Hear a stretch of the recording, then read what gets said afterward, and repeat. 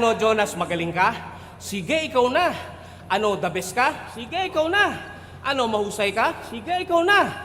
Basta sa akin ang pera at pag-endorso ng kumpanya hanggang sabihin nyo sa akin, badang, ikaw na. At baka tirahin mo ko sa mga isyo ko, tang-ina, pas na yon.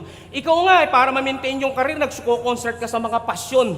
Yan ba ang yung passion? Nagrarap sa mga pabasa, yung mabagal na makanta, ginagawa mong pasong? Pinahihirapan mo yung mga matatanda doon, dinadamay mo sa iyong depression.